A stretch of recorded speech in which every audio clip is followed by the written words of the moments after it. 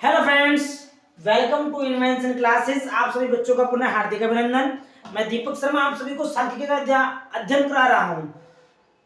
तो हम आप सभी बच्चों ने अब तक पूर्व वाली क्लास के अंतर्गत चरों के बारे में अध्ययन किया था कि चर होते क्या हैं, चरों के प्रकार कितने होते हैं। सामान्यतः चर के दो प्रकार मैंने बताए थे पूर्व वाली क्लास में। दोनों प्रकारों में प्रथम जो प्रकार था हमारा खंडित चर था। आज की क्लास के अंतर्गत हम अखंडित चर के बारे में पढ़ेंगे। अखंडित चर होता क्या है।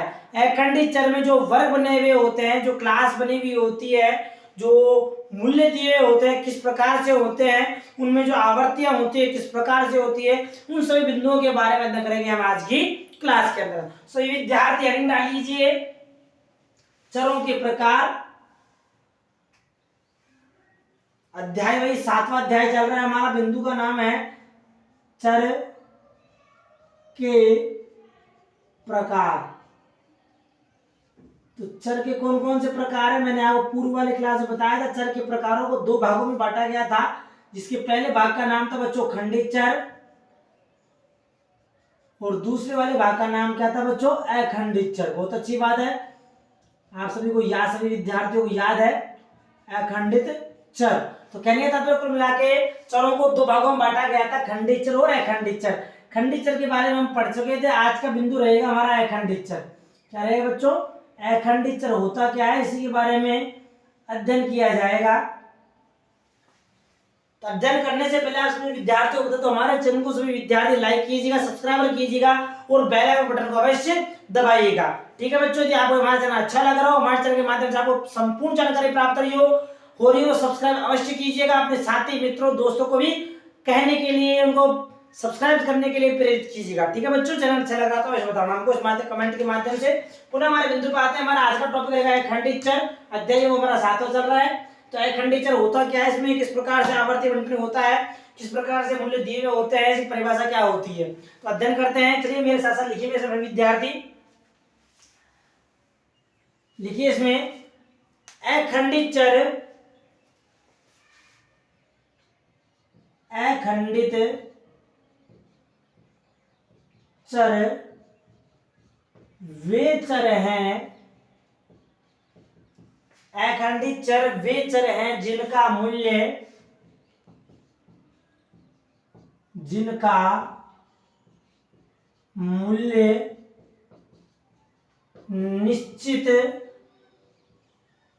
निश्चित नहीं होता है। यानी अखंडित चर कौन से होते हैं, अखंडित चर वे चर होते हैं जिनका मूल्य क्या नहीं होता बच्चों, जिनका मूल्य निश्चित नहीं होता है, लेकिन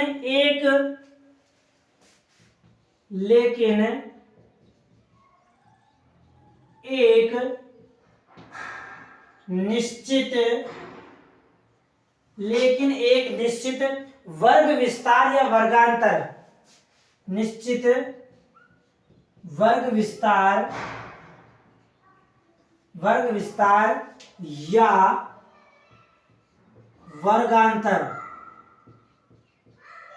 वर्ग विस्तार या वर्गांतर के अंतर्गत, वर्ग विस्तार या वर्गांतर के अंतर्गत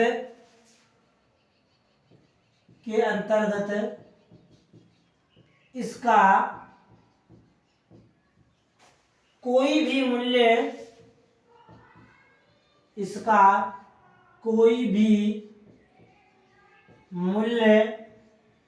हो सकता है।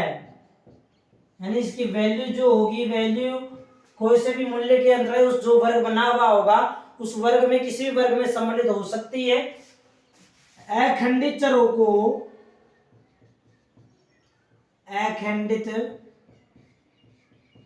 को सतत चर भी कहा जाता है,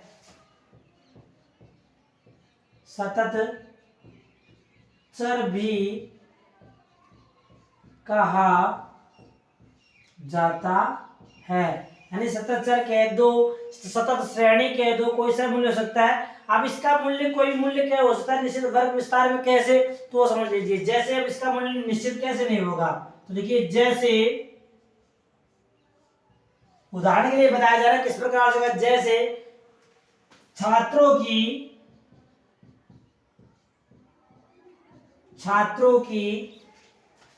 लंबाई,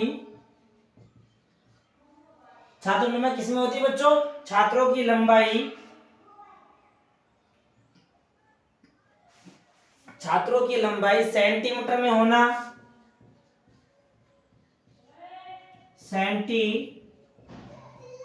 सेंटीमीटर में आना, आयु को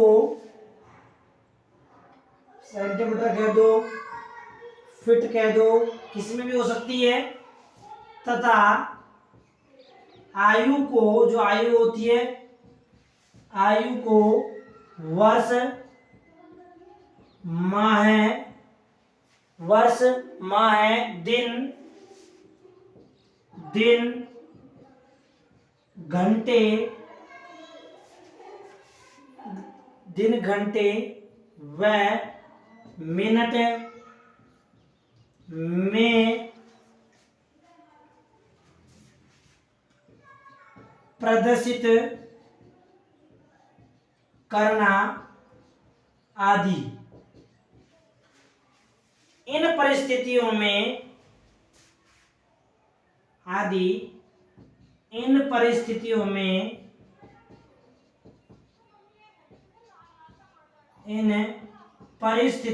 जो इस प्रकार की स्थिति होगी, यानी वर्ष में, आयु में, दिन में, घंटे में, माह में बटी हुई होगी, तो इस प्रकार की स्थिति आपके सामने आती है, उसके लिए बताया जा रहा है इन परिस्थितियों में अखंडित या सतत चर के रूप में, अखंडित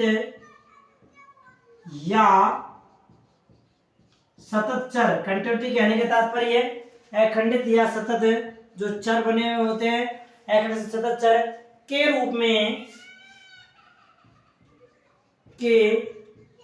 रूप में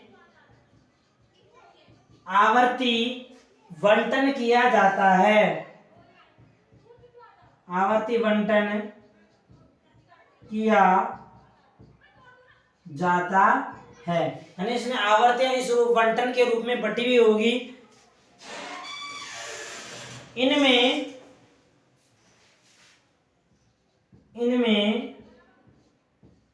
दो मूल्यों के मध्य, इनमें दो मूल्यों के मध्य,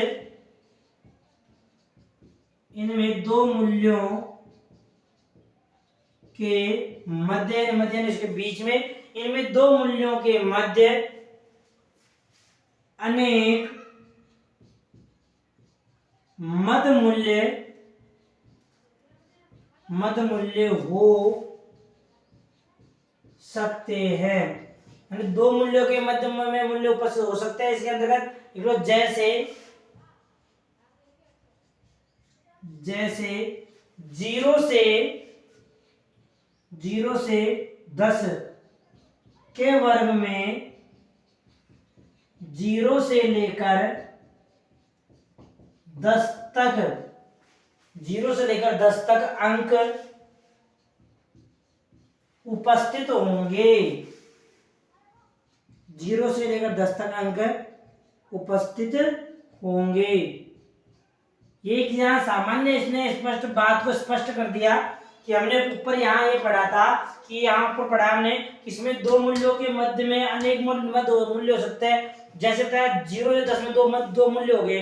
अब इनके मध्य के बीच में कितने जो मूल्य होंगे 10, 20, 25, 30, 40, 50, 75, 200, 250, 300, 400 कोई से मूल्य। यहाँ पर हम इनका माने 1000 में कह दे कि यह जो अंक वर्ग जो दर्शाया गया 1000 में दर्शाया गया है, लाख में दर्शाया, उत्पादन लाखों में दर्शाया गया है, तो यहाँ पर वो उत्पादन कितना भी हो सकता है, उसकी क्वांटिटी उसकी मात्रा किसी भी रूप में हो सकती है। तो कहने का तात्पर्य इसका यही है। तो इस प्रकार का जो बंटन बटा हुआ, इस प्रकार के जो वर्ग बने हुए होंगे उसमें वो कौन से कराएंगे बच्चों, ये सभी वर्ग अखंडित चर या अखंडित वर्ग या अखंडित श्रेणी के अंतर्गत सम्मिलित किए जाएंगे।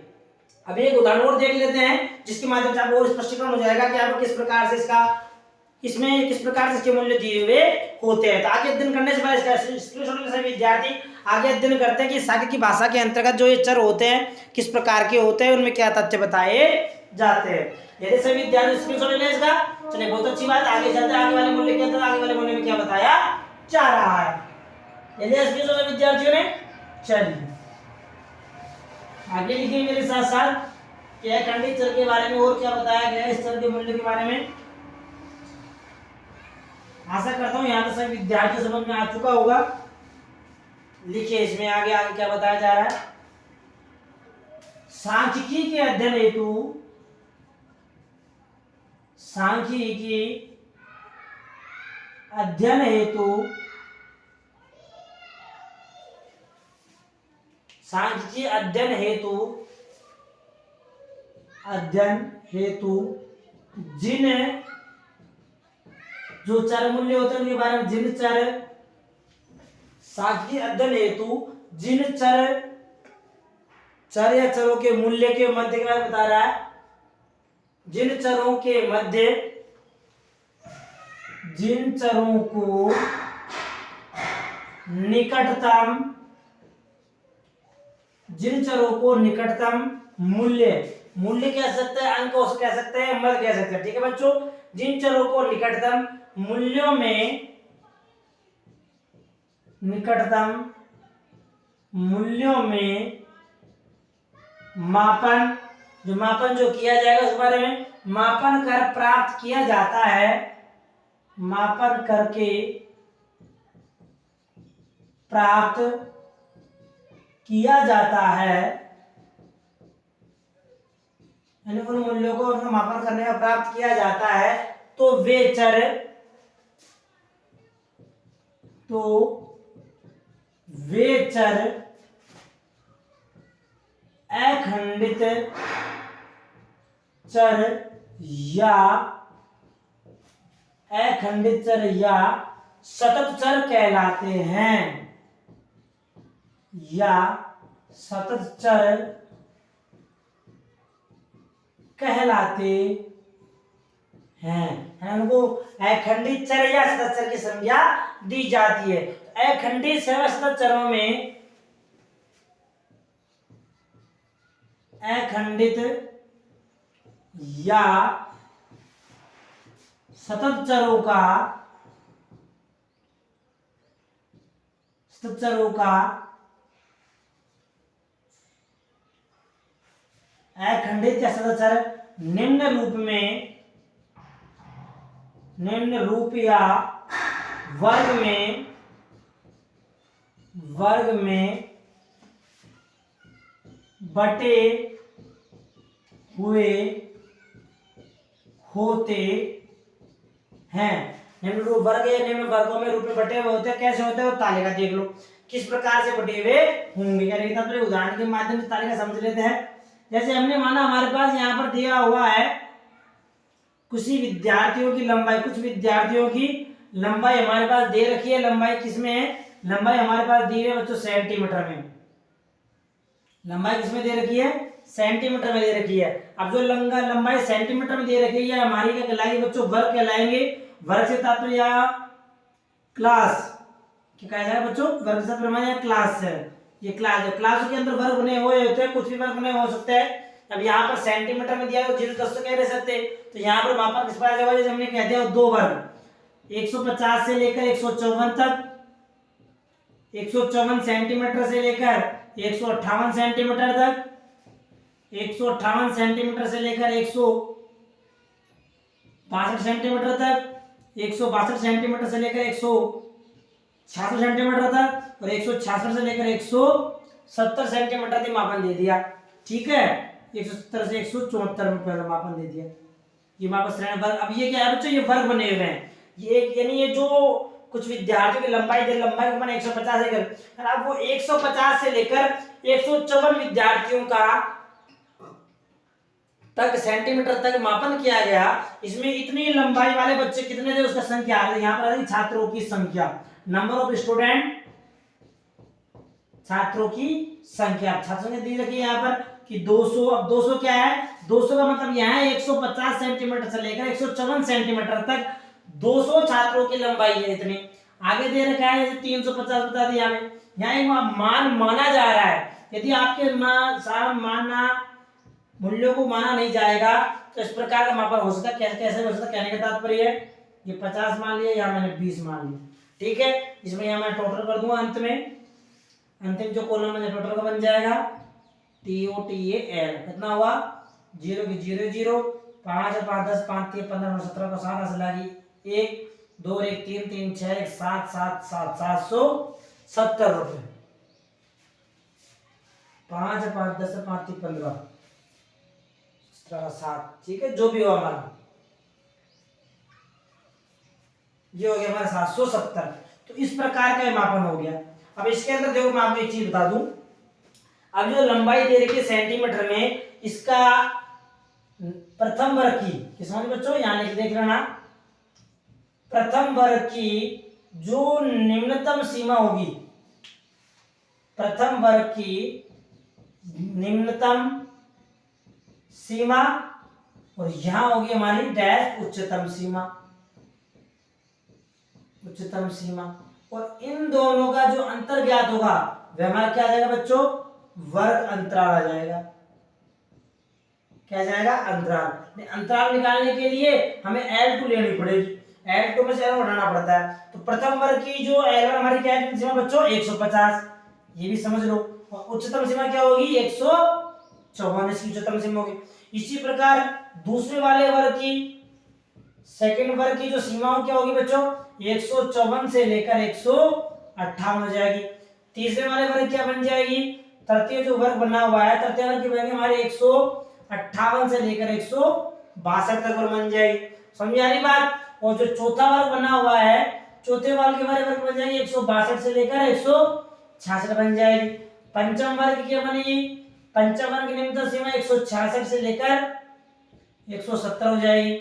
और छठे वाले वर्ग की जो सीमा बनेगी वह क्या बनेगी 170 से लेकर 174 तक। तो इस प्रकार से उच्चतम और निम्नतम सीमा का निर्धारण हो जाएगा। अब मान लो हमें मुझे इसका वर्ग अंतराल ज्ञात करना है, क्या निकालना है बच्चों, वर्ग अंतराल। तो वर्ग अंतराल ज्ञात करने का सूत्र हमारा क्या है, मैंने इसका संकेतांक बताया था आपका, निम्नतम सीमा का L1 और उच्चतम सीमा का संकेतांक हमारा L2। L2 यानी लोअर अधिकतम लिमिट, अपर लिमिट में से लोअर लिमिट का जब मान को घटाया जाएगा तो हमारा क्लास इंटरवल अर्थात I कहने का पर वर्ग अंतराल का मान हमें ज्ञात हो जाएगा, जिसमें सूत्र लग जाएगा L2 माइनस L1। ध्यान लिख देता हूं एक बार, यदि मान लो वर्ग अंतराल निकाला जाएगा, वर्ग अंतराल हमें ज्ञात करना है, क्या निकालना बच्चों, वर्ग अंतराल हमें ज्ञात करना है। तो वर्ग अंतराल में क्या होगा, वर्ग अंतराल के लिए L2 के अंदर से L1 घटा देंगे हमारे वर्ग अंतराल, इसका संकेतांक होगा I। संकेतांक क्या है बच्चों इसका I, ध्यान रखना मैंने पूर्व में बता चुका हूं। जैसे मुझे इसका वर्ग अंतराल निकालना है तो इसकी L2 क्या होगी बच्चों, प्रथम वर्ग की 154 और निम्नतम सीमा होगी 150, तो 154 माइनस 150 बराबर 4। 4 क्या है हमारा इंटरवल हो गया इनका, यानी 4 का वर्ग अंतराल पाया गया है। अब आप यहाँ दे सभी में 4 का अंतराल है, मान लो है आपको 1 मिलीमीटर दे रखी, दूसरी आपको ज्ञात करनी, तो आप इस प्रकार से अंतराल निकालकर आगे वाले यानी L2 का मान ज्ञात कर सकते हो। आगे और बताया गया है आवर्ती बंटन की रचना, यानी खंडित श्रेणी में आवर्ती बंटन किस प्रकार से होता है उसके बारे में जान पाएंगे। जो इसमें आवर्ती बंटन किस प्रकार से होगा, कैसे होगा, उन सभी बिंदुओं के बारे में अध्ययन किया जाएगा, अध्ययन करेंगे हम आगे आने वाली क्लास के अंदर। आज के लिए इतना ही, क्योंकि अब आगे मैं बता भी दूंगा तो टॉपिक थोड़ा बड़ा हो जाएगा, क्योंकि उसमें श्रेणी आएगी, वो श्रेणी समझने के लिए थोड़ा काफी और टाइम लग जाएगा। तो आज के लिए इतना ही, कल फिर पढ़ते मिलते हैं आगे आने वाली क्लास के लिए। तब तक सभी विद्यार्थी तैयार रहना समझने के लिए किस प्रकार से नॉलेज दी जाएगी। मैंने कहा आराम से बताऊंगा, धीरे धीरे बताऊंगा, समझ आओगे, एक एक बिंदु बताऊंगा आपसे विद्यार्थी, ताकि आपको पूर्ण रूप से ज्ञान प्राप्त हो सके। ठीक है बच्चों, इसका स्क्रीनशॉट लेना, मिलते हैं आगे आने वाली क्लास में। हो गया सभी विद्यार्थियों का, बहुत अच्छी बात।